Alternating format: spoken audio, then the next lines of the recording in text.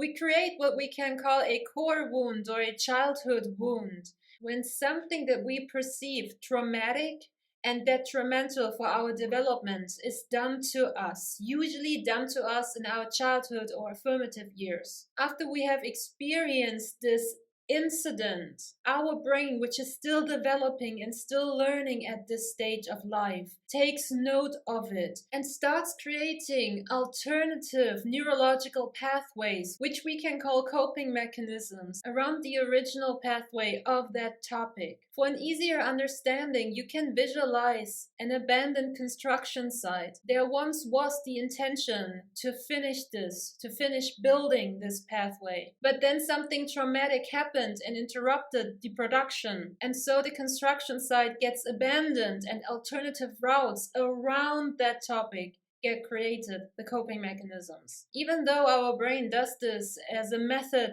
to self-preserve, to keep us safe, and to keep us from having to experience this ever again, the lived circumstances that we experience when we have these active core wounds can feel anything from annoying to detrimental. On my channel, I talk about 6 major core wounds named after the type of incidents that caused them to appear. So we have the core wound of abandonment, of rejection, of neglect, of humiliation, of betrayal, and of injustice. If you want to know more about these individual core wounds, how they manifest in our adult lives, and where they stem from, you can watch my core wound playlist. But now in this video, I want to give you a 3-step method on how to actually heal these core wounds. Step number 1 is having clarity over how you gained it. How was this wound inflicted onto you?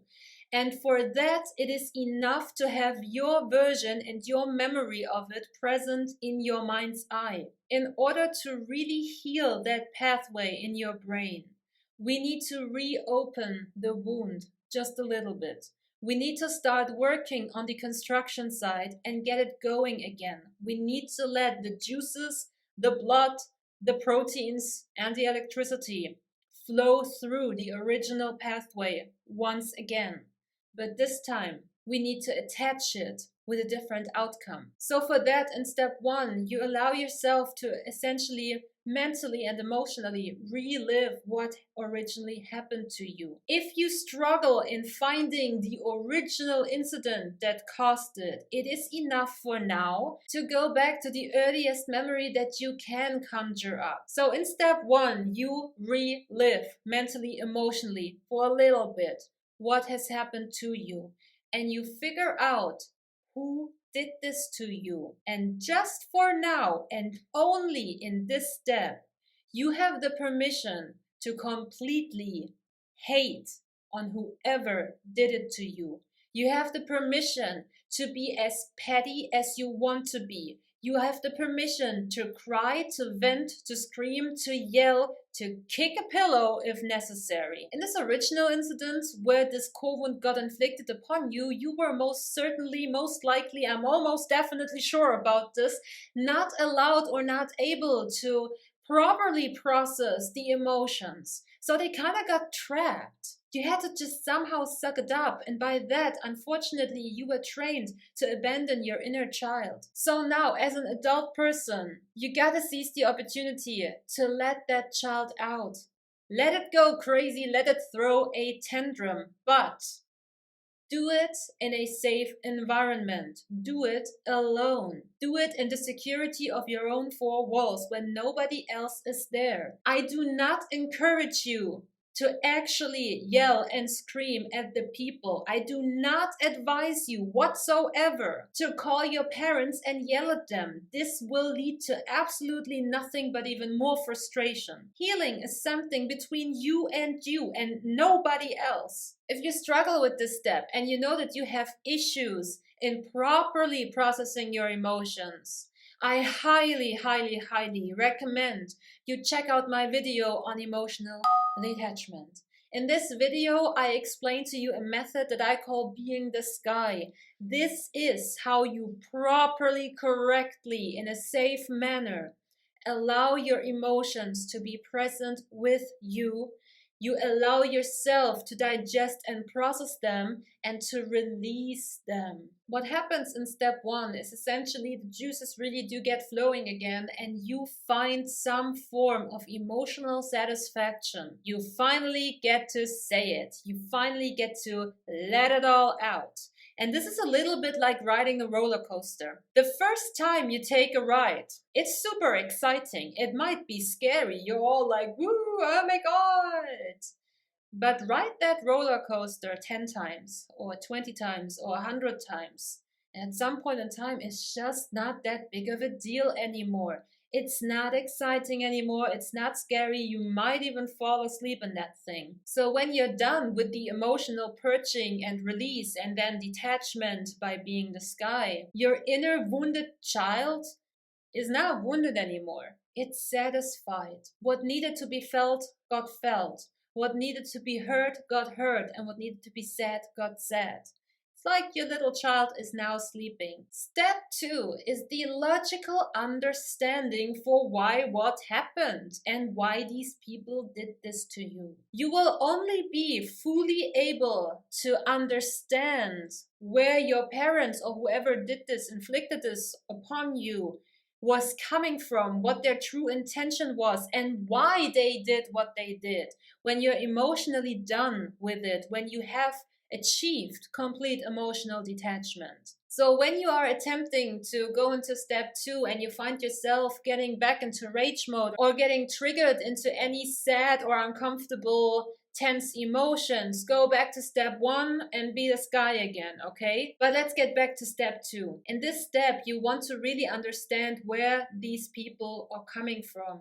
And here, you need to spend less time with yourself and more time, at the very least, in your own mind with the person who actually did this. Look into their motives, look into their lifestyle, look into their upbringing, look into their parents, look into the entire family dynamic. Where did they come from? Understand what made them the way they are, or at least were back in the days.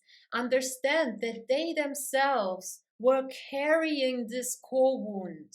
They did not inflict this upon you because you are unworthy or not loved, or they didn't love you. They most likely inflicted it upon you because they thought they loved you, and they thought that this very screwed, messed up way is an expression of love because it's supposed to keep you safe or keep you from getting harmed in some way, shape, or form. Of course, none of this has actually anything to do with love. People who inflict core wounds upon other people do it out of fear, and that's it.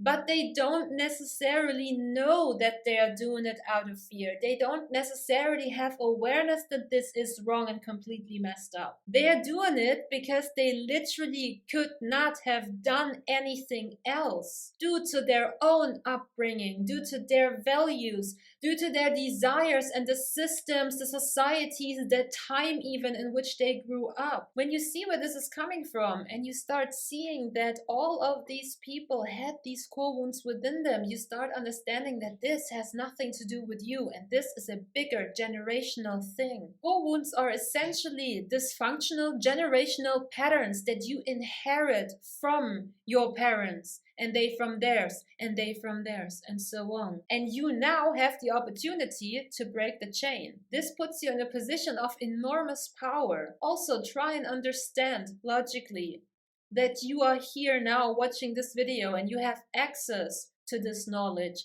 access that your parents did not have at the time, or whoever caused you to carry this core wound. The majority of us is quite safe and quite comfortable, and we have access to so much knowledge and so many resources. The generations before us did not necessarily have that, so they really did not know better. And the more you spend time understanding the person behind the culprit of this core wound, you actually see that they are nothing but a hurt child themselves. They themselves are not healed. And having the logical understanding, it is easy for you to forgive them for your sake. If you feel the need to forgive that person in person for their sake, if you feel the need to do this, to restart your relationship with them on a better foot, you are absolutely free to do this. However, I advise you to not trigger them too much. Allow yourself some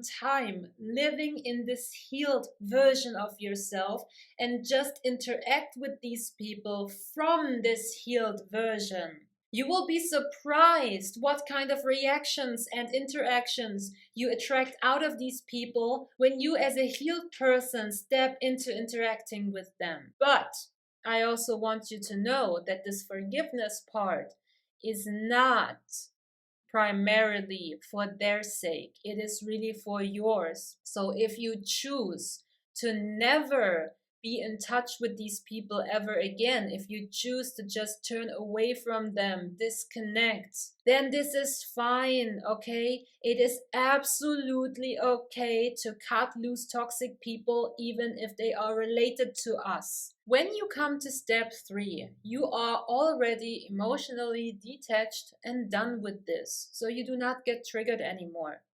You are mentally at peace. You understand the situation. It's okay. And now, when you really think about what happened, you realize that you don't actually really know. You don't actually really remember.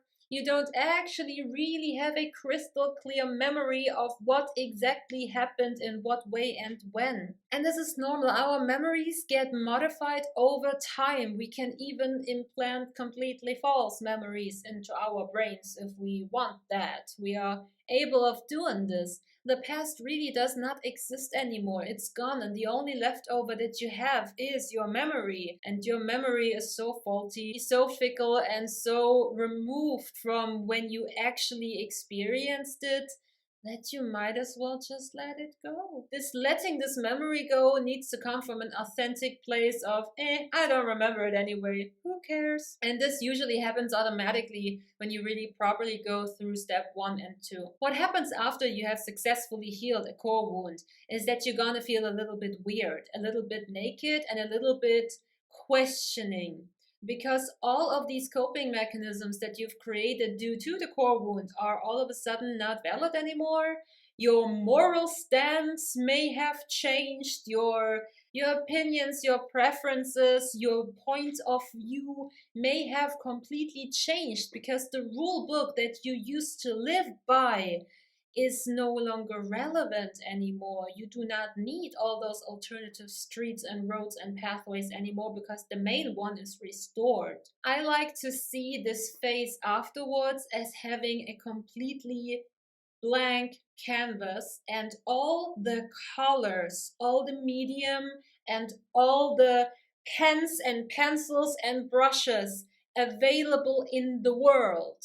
While prior to this, you may have a shitty piece of paper and a shitty pen, now all of a sudden you have an infinite amount of possibilities. So for this kind of floaty, I don't actually really know who I am, I recommend you give yourself some time to really test out things and figure out what you like. A little bit strange of a side effect that I had from healing my core wound of rejection was that I all of a sudden didn't know if I actually like coffee or if this was just the result of a core wound. I started drinking coffee in order to be friends with a girl. There was this girl in my high school. She ended up being the platonic love of my life, my absolute best friend in this universe. And from the second I saw her, I thought, oh my god, she is so cool. I want to be friends with her. Funnily enough, this girl had a massive crush on me, so she already liked me. She already wanted me to be in her life. But me, with my little core wound brain, was not able to really accept this. So in my fear of being rejected by what I back then perceived to be the coolest person on this planet, kind of made me agree to things and pretend to be somebody and to like specific things that I actually authentically didn't like or wasn't being. So when this girl asked me to go grab a coffee and told me that she is an absolute coffee addict, I just said, yeah, I love coffee too. And it kind of became our thing. We had this thing where we would just drink coffee in peace and call it, let's drink a coffee in peace. When in all reality, I was not very fond of coffee back then, and I kinda drowned my coffee in a few liters of milk to make it drinkable for me. But this has been so many years ago that over time I turned into a coffee lover. I started drinking it daily, multiple times a day, even drinking it black and really enjoying it. But once I healed that quotient of rejection, I all of a sudden became very aware of where this particular behavior stemmed from. And I didn't know if it was authentically me who liked coffee or if this was just the result, the consequence, the side effect of these actions and these decisions and this particular core wound. So I gave myself some time to experiment. For a little while, I didn't drink coffee at all. I was just drinking tea because, well, it suited me better. And then later, once I was really sure of who I actually am and really stable in this healed version of me, I then rediscovered coffee and rediscovered that I actually really do like it, but this time it is authentically me. So you will notice similar things happening to you when you go through this process. It can feel a little weird, it can make you feel a little bit unsteady, but just chill and relax and cut yourself some slack. Try new things out and really understand that you have now the ultimate opportunity to really just be you. If you need help